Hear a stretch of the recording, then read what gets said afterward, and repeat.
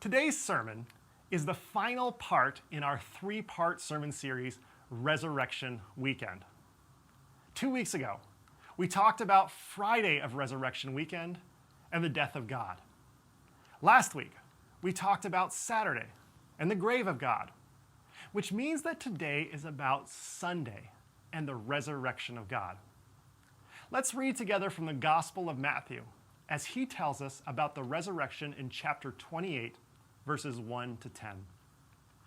After the Sabbath, as the first day of the week was dawning, Mary Magdalene and the other Mary went to see the tomb. Suddenly, there was a great earthquake, for an angel of the Lord descending from heaven came and rolled back the stone and sat on it. The angel's appearance was like lightning, and his clothing white as snow. For fear of him, the guards shook and became like dead men. But the angel said to the women, "Do not be afraid. I know that you are looking for Jesus who was crucified. He is not here, for he has been raised. Come, see the place where he lay. Then go quickly and tell his disciples, he has been raised from the dead, and indeed he is going ahead of you to Galilee. There you will see him. This is my message for you." So Mary and Mary left the tomb quickly with fear and great joy, and they ran to tell his disciples. Suddenly, Jesus met them and said, "Greetings." And Mary came to him, took hold of his feet, and worshiped him. Now, in Matthew's gospel, we read about the death of Jesus. And then just like that, Jesus Christ is back from the dead. The people who loved Jesus sealed his tomb on Friday. They grieved at his grave on Saturday. And then on Sunday, Jesus separated the seal of his sarcophagus and walked among us again. And while the four Gospels disagree on what exactly it is that Jesus did with his life on earth after his death, all four agree that he rose from the dead. And then he disappeared or flew away in a dramatic return to heaven. This movement of Christ from earth to heaven came with a promise that Jesus Christ would one day return from on high in all of his splendor and glory and collect the righteous from among the earth. And in the same way that Jesus once ascended from earth to heaven, Jesus will now take the righteous away from this planet so that they may live a life devoid of any suffering while they live in heaven. There will be no more death and no more destruction. There will be no more tears and no more tragedies. There will be no more heartache and no more hopelessness. And Christian tradition will tell you and me that we can trust in this promise because we have the resurrection of Jesus as proof that God has power over death. The resurrection of Jesus Christ is the foundation of Christian theology. And as the foundation of our understanding of God, we can find this prioritization of the resurrection in the very dawn of our tradition's theology. The Apostle Paul once wrote to the church in Corinth, "If Christ has not been raised, then our proclamation has been in vain, and your faith has been in vain." In other words, for Paul, church, prayer, and scripture are all exercises in vanity if the resurrection of Jesus Christ did not occur. And if we take Paul seriously and accept that this event is the basis of the entire Christian faith, then every person who identifies as Christians must ask themselves the question, what does the resurrection mean to me today? Why does it matter to me whether or not Jesus Christ rose from the dead? Does the event of the resurrection change the way I behave and move in the world? Or would I act the same if this event was disproved tomorrow? Is the resurrection one of those events in the Bible that we try to avoid? Because in our modern scientific society, actually believing that a dead man popped out of a grave can sometimes feel rather silly and primitive, right? What does the resurrection mean to me today? This is the question I want you to have in the back of your mind during today's sermon. I want to tell you about how I used to answer this question, and then how I answer this question today. Because for me, this answer has changed considerably.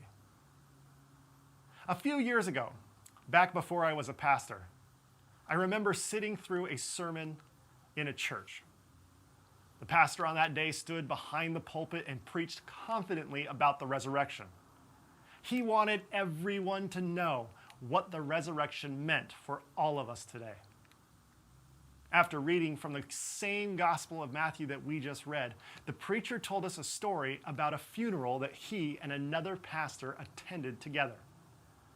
Now, this funeral was a new experience for these two pastors because the family of the deceased did not hold this funeral in a church. Not only that, the family did not invite any Christian pastor to speak at the funeral. The funeral did not have a prayer anywhere in the service, and there was not any musical selection. Excuse me. There were not any musical selections that spoke of God. The people who talked at the funeral shared stories about how much they missed their friend, but no one mentioned heaven. No one talked about seeing their friend again. No one had any hope of a reunion. Now, the pastor told us about his vivid memory of the intense cries and anguish of the family as they watched their loved one being lowered into the ground. As I listened to this pastor recall this funeral, I could tell that this moment at this funeral rattled him. He told us that he walked away from that funeral with an overwhelmingly heavy heart. And as they were getting into the car, he opened up to his other friend, the other pastor, and he said to him, "I so badly want to invite every person to come back to that funeral so that we can tell them about the hope of Jesus Christ." Back at church, he then went on to tell us about how the resurrection meant that we could have hope in a reunion with our deceased loved ones, so that when we attended funerals in this lifetime, we could grieve, but that we did not have to grieve as much as those who do not believe in the resurrection. Now, it's important for us to understand what the pastor is saying because, in my experience, this is what most Christians believe about the resurrection of Jesus. This may seem rather silly, but the best way to illustrate the pastor's central thesis of that sermon is with a graph. We'll call this graph the graph of grief. Now, the y-axis is the percentage of grief that is possible for a human being to feel.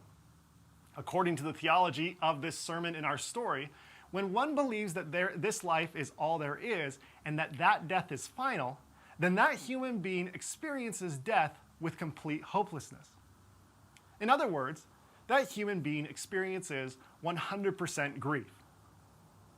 But if you believe in the resurrection of Jesus, then Jesus can help minimize your sorrow, according to this pastor. Because while this death is tragic, this death is not final. You have the hope of a reunion in heaven because of the resurrection. Therefore, according to this pastor, a Christian's grief is couched in a larger hope, and they do not have to grieve 100%, but they can grieve somewhere around 25% of grief possible. In this sermon, the pastor attempted to sell the congregation on the resurrection of Jesus, and his main selling point was to compare the grief of those who did not believe with those who believed, and then to point out the difference between the two. If one follows Jesus, then they can save all of the grief in the green area. So act now, believe in the resurrection, and you too can experience less sorrow. Now, this is what the majority of Christians I interact with believe about the resurrection. Because we ask the question, what does the resurrection mean for us today?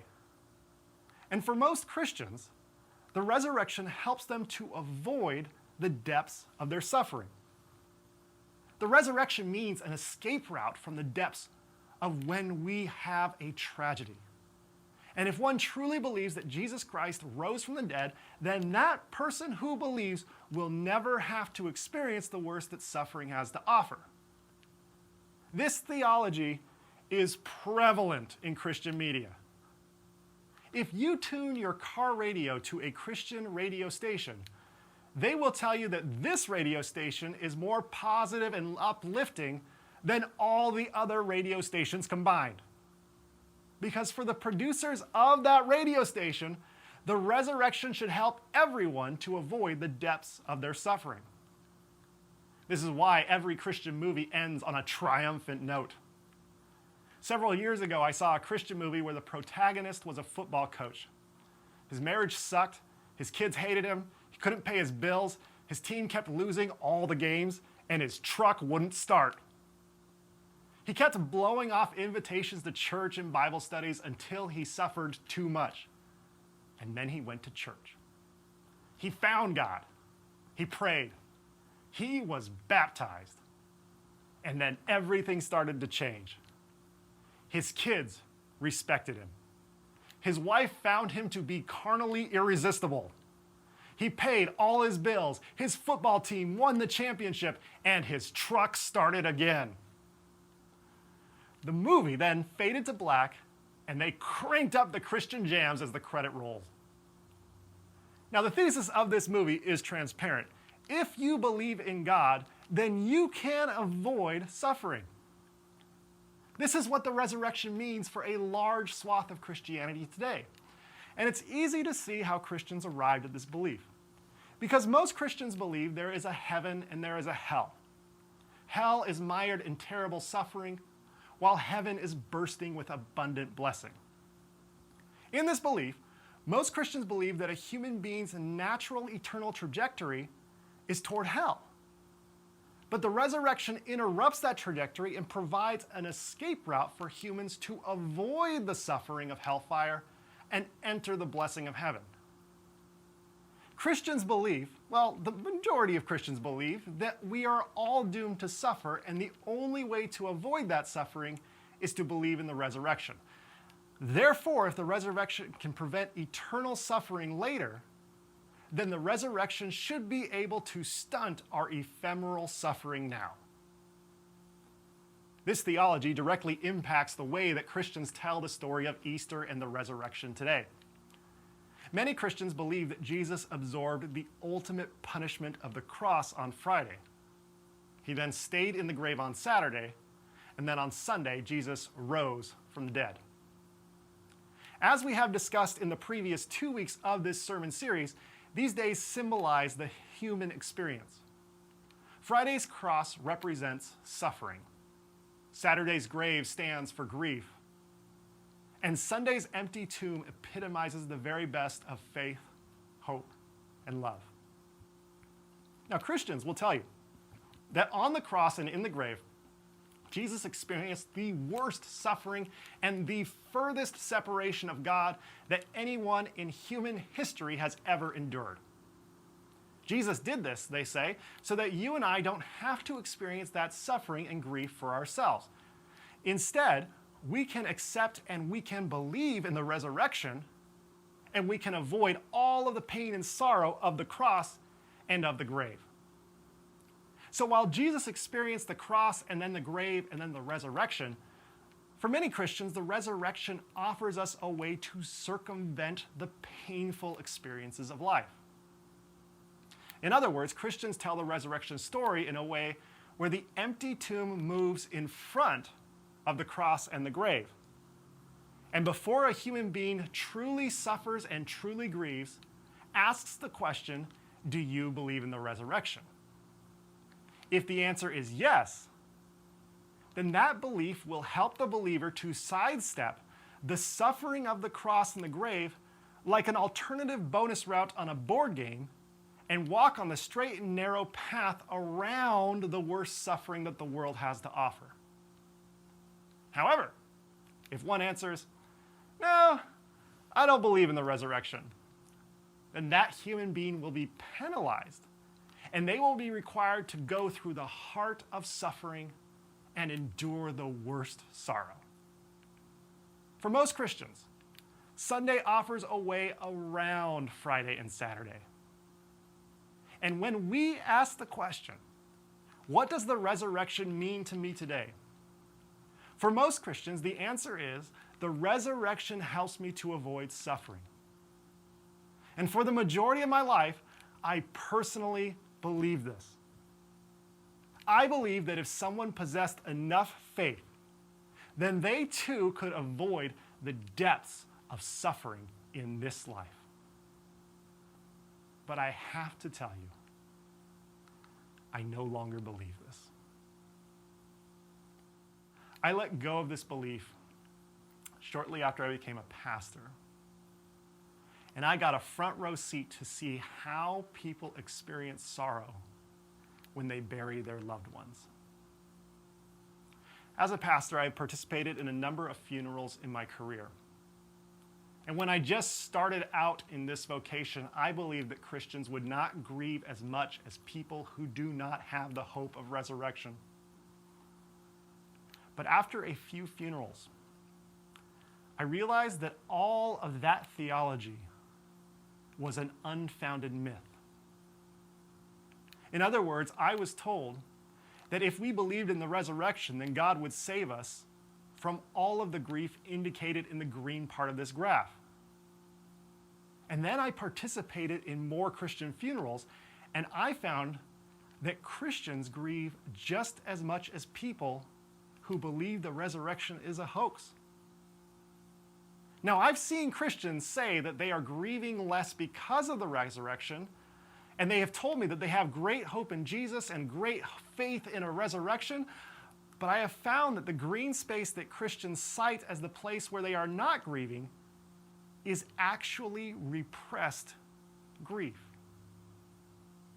And this repressed grief is very dangerous if it goes without healthy expression.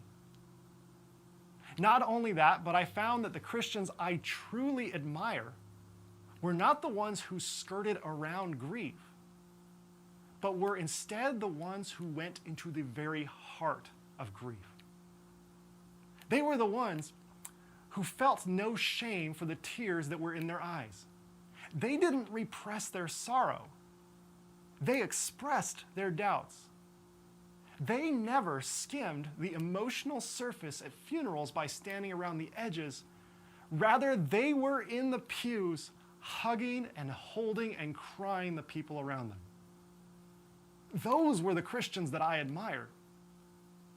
And the idea that the resurrection can help us avoid suffering requires us to reorder the story of Resurrection Weekend by placing the empty tomb before the cross. But my friends, I'm here to tell you that this reordering sucks all of the heart out of the resurrection. The story of the resurrection means something only when we keep this in its proper order. When the suffering of Friday leads to the grieving of Saturday, and then to the faith, hope, and love of Sunday. Because when we keep this sequence in the proper order, we discover the superficiality of the idea that the resurrection can help us to avoid suffering. For there to be a resurrection, there needs to be a death. For the resurrection to mean anything, there needs to be space to grieve what was lost.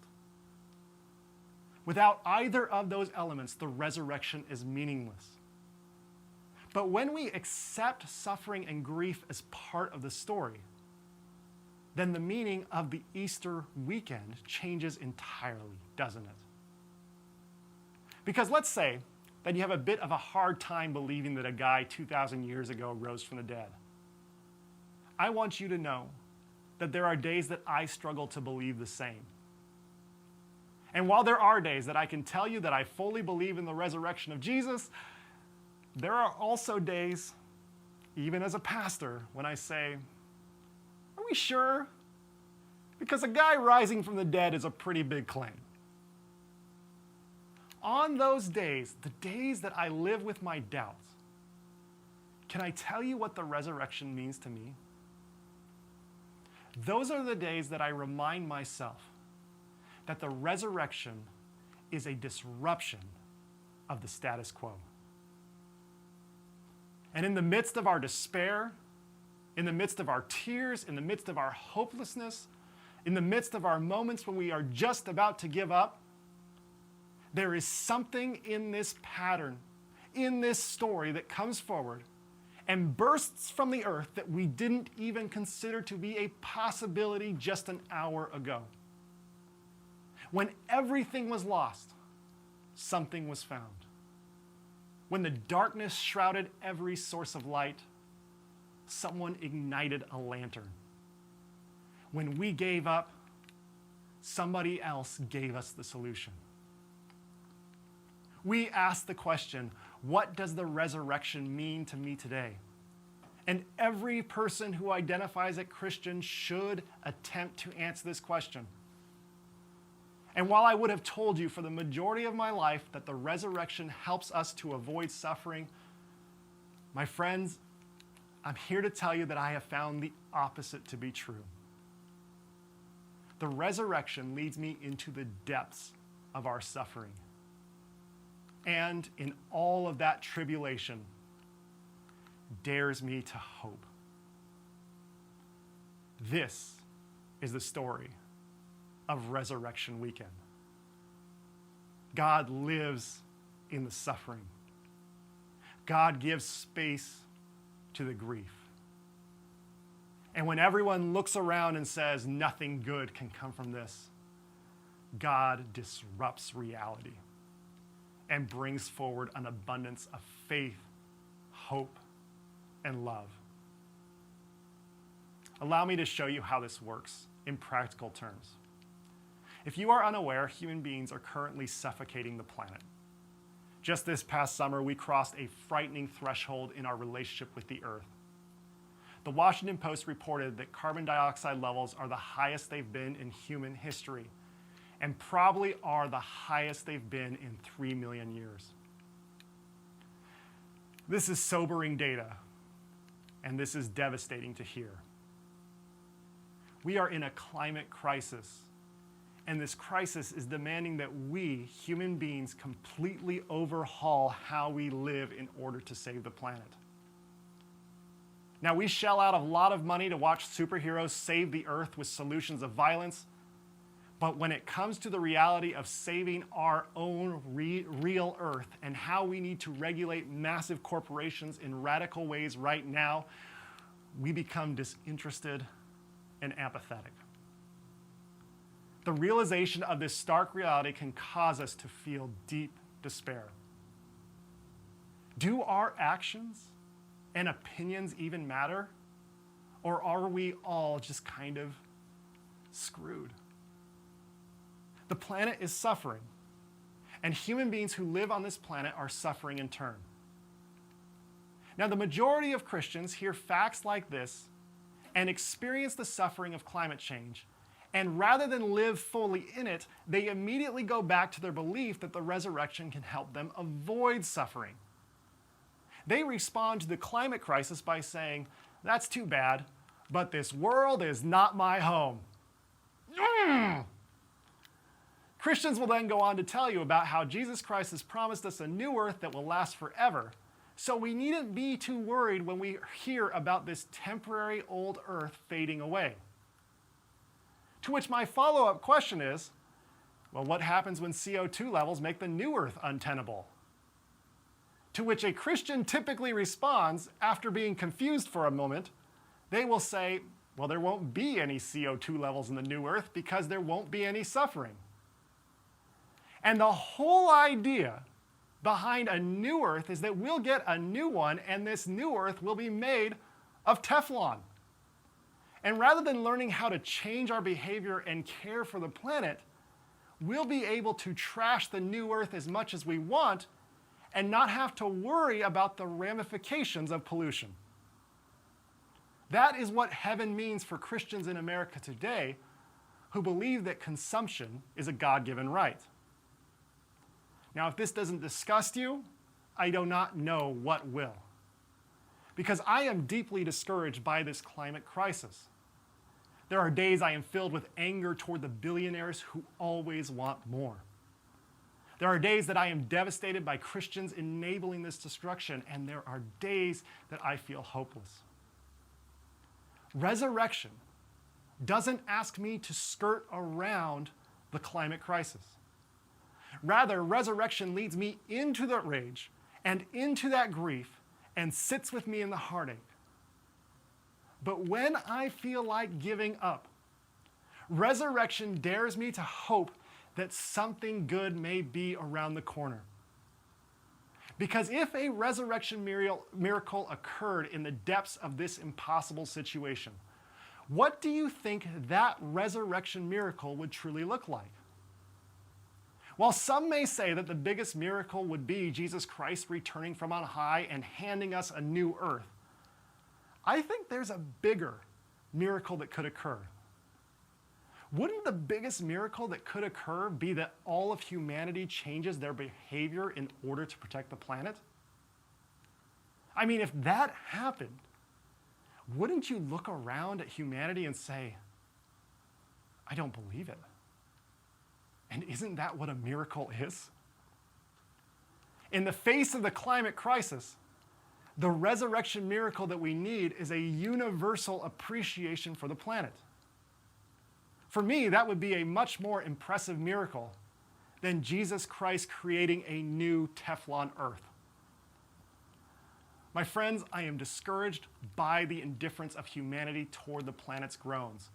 I am grieving by the lack of action that we are taking. But in the depths of this despair and heartache, I have to tell you that I have a hope as my companion, that a resurrection moment may be on the horizon. Another example can be found in the way that Christians in America responded to the spread of the novel coronavirus over the past year. To date, this virus has claimed the lives of at least 550,000 Americans.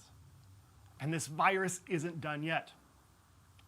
Now, we must have discussions about what the people in power should have done to mitigate this spread, because the people in power could have done a lot more. But after the political discussion, we also have to have a very personal discussion, because it became apparent rather quickly that all of us could participate in fighting this virus even if we weren't on the front lines of healthcare. All we had to do was practice social distancing and wear a mask whenever we left the home. Now, let's be honest. The mask is an inconvenience, isn't it? It's a minor inconvenience, but it is an inconvenience. However, there were a large number of Christians who responded to mask mandates as though this was the biggest inconvenience that the government could place upon human beings. They shouted liberty and freedom, and they offered a dubious theology of being anti-mask by telling the world that I don't need to wear a mask because God will protect me. This theology informed us that as long as those Christians weren't the ones who were suffering, they didn't care if others suffered around them. So I have to ask you, in this very real story, what is the actual resurrection miracle? Is the biggest miracle that can occur one where the virus is eradicated? Or would a bigger miracle be one where every Christian in America suddenly longs for the health and well-being of everyone? Because in the face of this viral crisis, the resurrection miracle that we need is a universal concern for the well-being of others. Allow me to tell you one more story, but let's make this story hypothetical. I want you to imagine a normal family, 2 dads, 2 kids. These dads give their very best efforts to their children. Sure, they make mistakes, but they always try their best.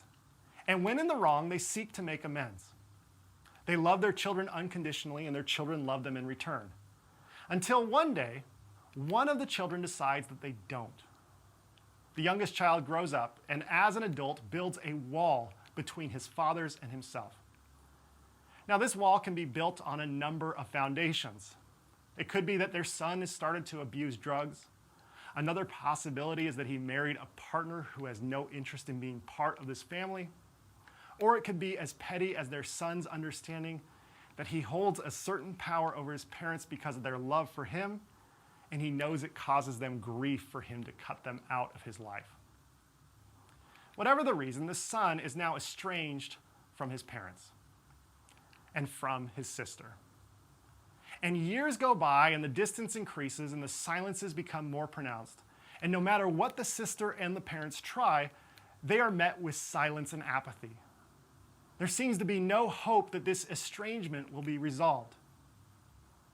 In this story, I have to ask you, what would a true resurrection miracle actually look like? Because a Christian would rush into this situation and proudly proclaim the, quote, good news to this family by saying, you don't have to fear death because we can live forever. But is eternal life what this family needs? Because that might mean that they are estranged from their son for eternity. No, there is a much bigger resurrection miracle that this family longs for.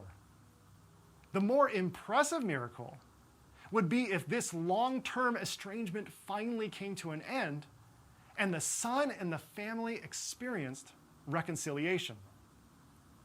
Imagine being part of this family and sitting around the dinner table in a new reality where they can sit with peace. In that moment, at that table, we'd all easily believe in the resurrection, wouldn't we? We'd all marvel at the disruption of the status quo. That reconciliation would be a bigger miracle than simply granting people a power over death. In the face of our emotional crises, the resurrection miracle that we need sometimes is reconciliation. Now, a few years ago in college, my best friend was a man named Tyler. If you've heard me tell stories about Tyler before, you know that he identifies as an atheist. And when we first started hanging out, he told me that the reason he left his faith in God behind was because there was too much suffering on the planet for any rational person to believe in God. After all, if God is truly all-powerful and all-loving, then why doesn't God put an end to our suffering right now? Back in college, I argued with Tyler about all of this because, I thought of myself as being entirely rational. I tried to rationally explain why God allowed suffering to continue, which is a bit of a strange position for a Christian to take.